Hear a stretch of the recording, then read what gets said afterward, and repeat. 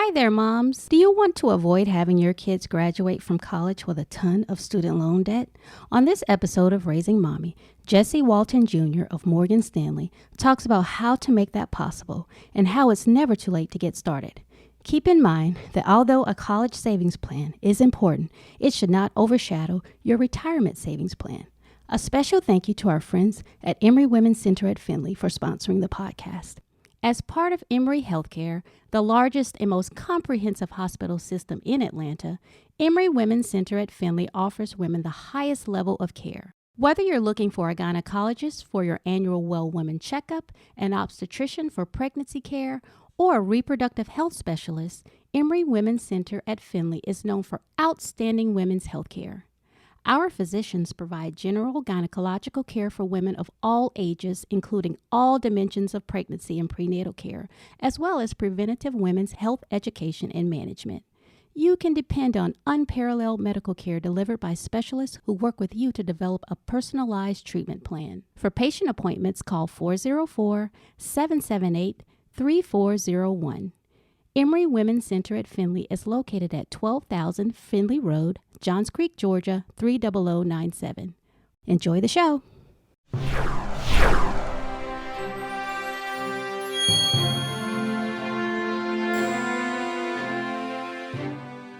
Welcome to Raising Mommy, a podcast sanctuary where moms can come to listen, share, learn, and grow. I'm your host, Kimberly Tyson, vegan blogger for EatPlantsForLife.com, wife and mom of two. On today's podcast, joining me here in the studio is Jesse Walton Jr., Senior Vice President and Financial Advisor for Morgan Stanley in Atlanta. Here on today's show, our Real Chat segment of the day is called Saving for College. Jesse, thank you for being a guest on today's show. Kimberly, thank you for having me. As you all well know, today we hear a lot about the student loan debt crisis. Currently, more than 44 million Americans collectively owe $1.5 trillion in student loans. This is more than credit card and auto debt and second to mortgages. So saving for college, quite overwhelming for parents. So hopefully Jesse's here to let us know something that will help us navigate those very expensive waters. Tell us a little about yourself. So again, my name is Jesse Walton. I'm a financial advisor and senior vice president with Morgan Stanley here in the Metro Atlanta area. I've had a practice for 19 years, and I primarily work with corporate professionals, corporate executives, and privately held business owners with what we call comprehensive wealth management services.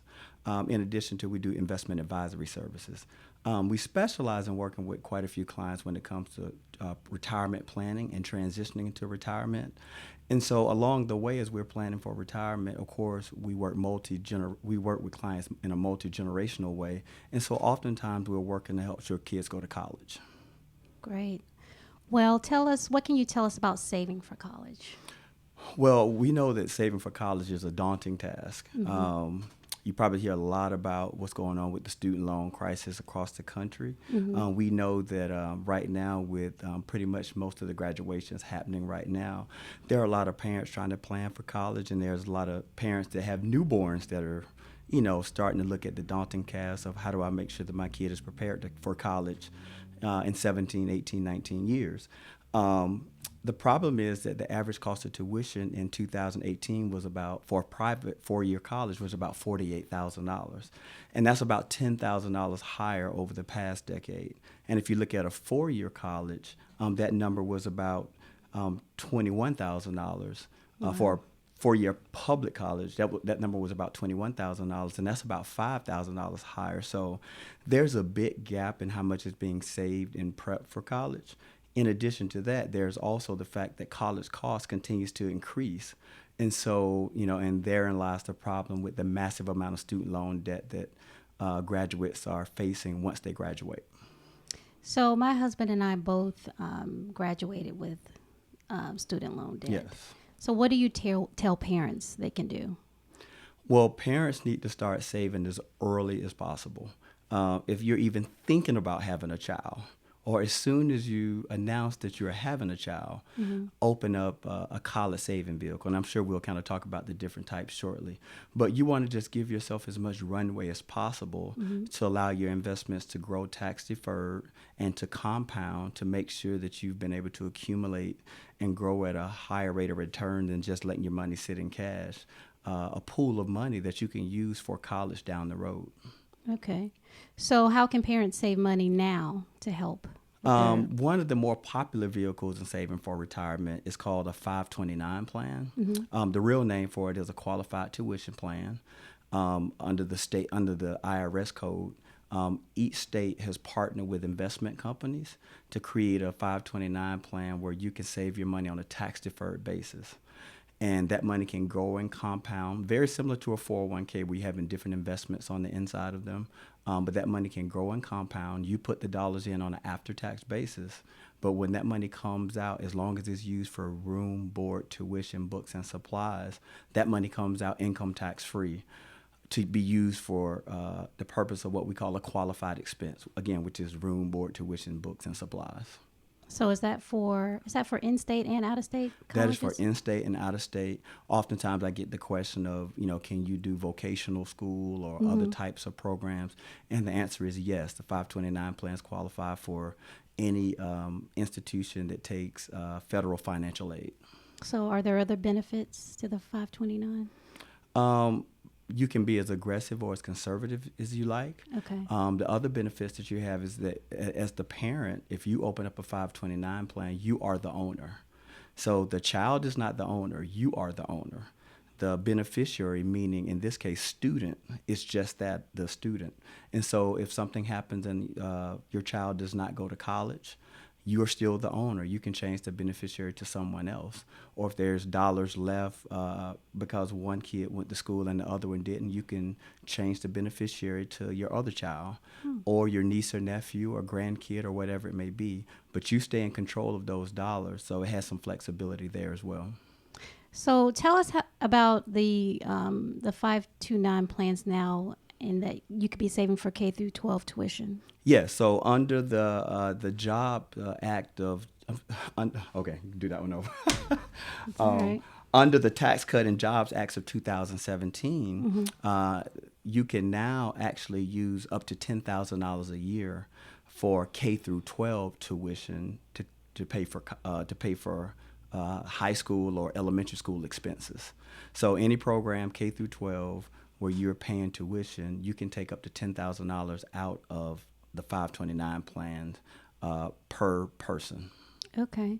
So what about for in my situation where my kids are now in middle school and I actually have one going to high school? Is it too late for me to start a 529 plan? Absolutely not. A couple of things to remember. One is the more you save now, if planned right, that's just hopefully less student loan that your child will have to have down the road. So even if you save $3,000, $5,000, or $10,000 and not $20,000, $30,000, or $40,000, that's still less that they'll have to use to take out for student loans. That's number one. Number two, the other thing to remember is that most of the time when you're paying for college and you're saving for college, you're really not saving for just 18 years. You're saving for 22 years because most programs are 4 years or 5 years in some cases. So you want to make sure that, even if your kid is 14 or 15, you really still have a 7 to 8 year runway to continue to put away money and get some tax deferred growth that could help you toward paying for college. Are there any other investment vehicles other than the 529 plan? Yeah, the 529 plan is the biggest, most popular one right now because it allows you to save the most money. There is what is called a Coverdell savings account where you can put away money in that on a pre-tax base. On an after-tax basis as well, and it can grow tax deferred. But the most that you can put in there is $2,000.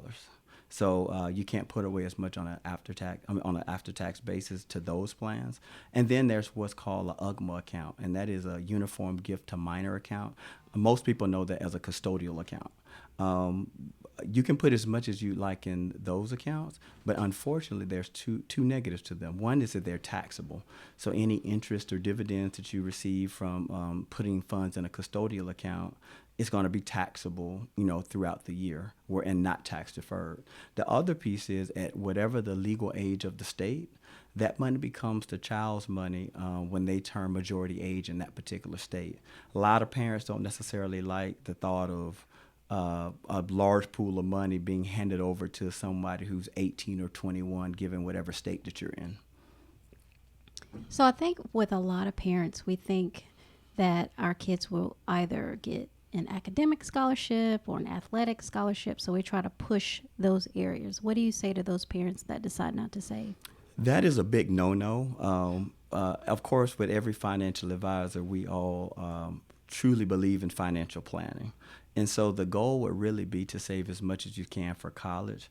And a scholarship, an athletic scholarship or a merit scholarship would be awesome, but that's not the prudent way to plan because it's very few that get scholarships and athletic scholarships and academic scholarships as a whole. So you don't want to plan that way. That is kind of the one that just kind of comes up from time to time, even though we hear quite a bit about it. Even if you have, let's say, a scholarship that's partial, you still need to make up for that difference. You still need to make up for the difference because the truth of the matter is you're just putting the next generation in the best situation they can to go out and be U.S. citizens, to be able to save for their own retirement. And if they have to come out with a massive amount of debt, it just really prohibits them from being able to make themselves financially independent down the road. And they can't do it until they eliminate the student loan debt, and that's a 10 to 20 year process in some cases. I know as a parent, I don't want, I know what it feels like to start out in the hole, and I don't want my kids to have to worry about that because they're just starting, once they graduate from college, they're just starting out. And to start out in debt, that's overwhelming. Right. It's a big deal. It's one of the hotter topics.